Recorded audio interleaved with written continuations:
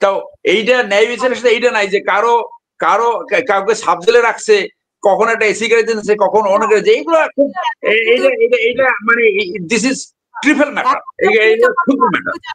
প্রধান বিচারপতি, প্রধান নির্বাচন কমিশনার, তারপরে মন্ত্রী, অনেক মন্ত্রী সবাই তো ইয়েতে আছে, জেলে আছে। সেই হিসেবে মানে অনেকে বলছে যে তাহলে কি ওনাদেরকে ব্যতিক্রম করে দেখা হচ্ছে কিনা, ওনাদেরকে যেভাবে যে মানে কোর্টে হাজির করে সেই পরিস্থিতিতে প্রথম দিকে অভ্যুত্থানের পরে সেই পরিস্থিতি তাকে জেলে নিয়েছে, এখন এই পরিস্থিতি মনে হয়েছে নিরাপত্তার সাথে তাদের এখানে রাখা দরকার, তারা রেখেছে।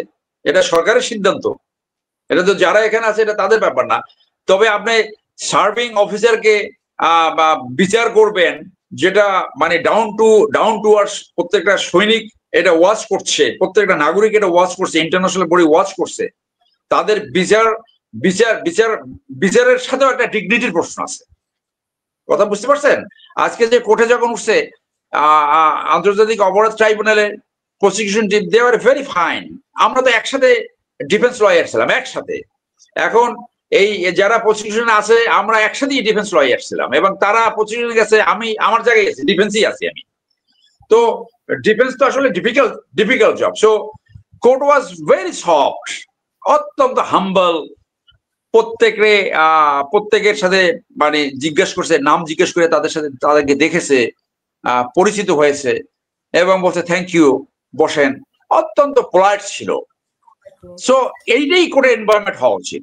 এরপরও আমি যতটুকু জানি যে এই যে সর্বশেষ যে অ্যামেন্ডমেন্টটা করেছে, এই অ্যামেন্ডমেন্টটা হাইকোর্টে চ্যালেঞ্জ হবে, চ্যালেঞ্জও হবে ন্যায্যতা ফিরে আনার জন্য, সুষ্ঠু বিচারের জন্য, যে এই গ্যাপটা ব্যবহার করে ভবিষ্যতে যাতে কেউ এইখান থেকে বের হয়ে না যেতে পারে। দেখেন 5 তারিখের পরে যতগুলো আপিল ছিল, গত 15 বছরে আন্তর্জাতিক অপরাধ ট্রাইব্যুনালে যে বিচার করছে, 5 তারিখের পরে সব কিন্তু খালাস হয়ে গেছে, সব। তার মানে কি ওই বিচার সঠিক ছিল না।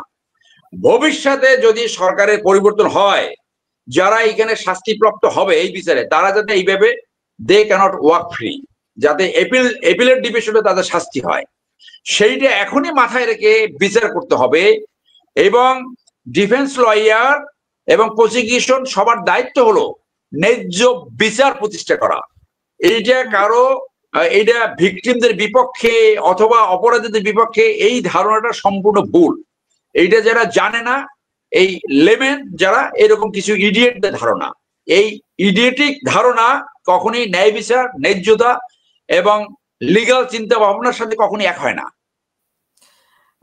ব্যারিস্টার স্যার, আপনার কাছে আমার শেষ প্রশ্ন, যে যারা পালিয়ে গেছে তাদেরকে, মানে যাদেরকে পালিয়ে যেতে সহযোগিতা করেছে, তো তাদের কি হবে? মানে কেউ না কেউ তো পালিয়ে যেতে সহযোগিতা করেছে ক্যান্টনমেন্টের ভিতরে। আমি আরেকটু বলে রাখি, আপনি আমার স্ট্যাটাস দেখেছেন কিনা, আমি এই যে আজকে যে দাঁড়িয়েছে তা না, আমি কিন্তু যখনই এই অভ্যুত্থান হয়েছে এবং যারা পালিয়ে গেছে বা যারা লুকিয়ে আছে, আমি কিন্তু অনেক আগে থেকে আমার মাইন্ড সেট করে রাখছি, যাদেরকে আমি ব্যক্তিগতভাবে চিনি, যারা কোনোদিন কোনো অপরাধের সাথে জড়ায় নাই, যারা কোনোদিন দুর্নীতি করে নাই, কখনো মিথ্যাও বলে নাই, fine officer in all aspects, এরকম 2-3 জন ডিজি আছে, আমি তাদের পক্ষে দাঁড়াবো।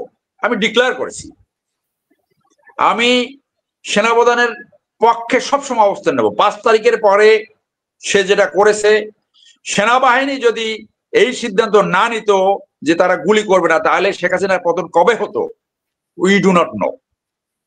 এই পতনের ফাইনালিটি এনেছে কিন্তু সেনাবাহিনী, এবং এই ধরনের পরিস্থিতিতে সাধারণত সেনাপ্রধানরা ক্ষমতা গ্রহণ করে, তিনি ক্ষমতা গ্রহণ করেননি। তিনি ক্ষমতা গ্রহণ করে টিকে থাকতে পারবে কি পারবে সেটা অন্য হিসাব।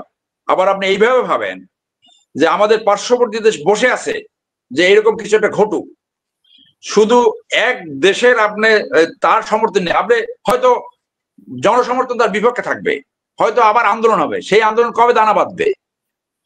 তার এই গুণগুলা, এখন কিছু ইডিয়েট আছে তাদের চিন্তা ভাবনা এরকম যে সব আমার মত মতো হইতে হবে, অর্থাৎ জেনারেল ওয়াকার পায়খানায় গেলেও আমার সাথে কথা বলে যাবে, আপনার টয়লেটে গেলেও আমার সাথে কথা বলে যাবে, দুপুরে কি খাবে আমার অনুমতি ছাড়া মেনু ফিক্স করতে পারবে না। ভাববে না এরকম, তার যে সমস্ত কাজ আমার পছন্দ হবে এটা তো হবার না। জাতীয় স্বার্থে উনি যে সংহতি কথা বলছে, এটা তো অত্যন্ত গুরুত্বপূর্ণ একটা আইডিয়া ছিল, যে আপনি আওয়ামী লীগের যে স্লিপিং গ্রুপটা এত বড় একটা অংশ বাংলাদেশে আছে, আপনি সবাইকে এক্সক্লুড করে জাতীয় সংহতি কি কখনো হবে? তাহলে নিয়ম কি? দক্ষিণ আফ্রিকা তো সেই উদাহরণ দিয়ে গেছে। কি উদাহরণ সেটা? যারা অন্যায় করছে তাদেরকে বিচারের সম্মুখীন করা হবে, যারা অন্যায় করে নাই তাদের সমাজে ইন্টিগ্রেটেড রাখতে হবে, তাহলে আপনার জাতি এক থাকে। যে সমস্ত ক্রিমিনাল কথা এগুলো বলে, এরা তো জাতি বিভক্তির কথা বলছে। সো আমি আমার ক্ষুদ্র জ্ঞানে এই ধারণাটা তো নিতেই পারে নাই। এখন যারা ক্ষমতা যাওয়ার জন্য উদ্গ্রীব হয়ে আছে, যারা ধার দিচ্ছে 2-3টে পার্টি, তারা যদি এই অভ্যুত্থানের স্পিরিট ধারণ করতে না পারে তাহলে তো আবার পতন হবে।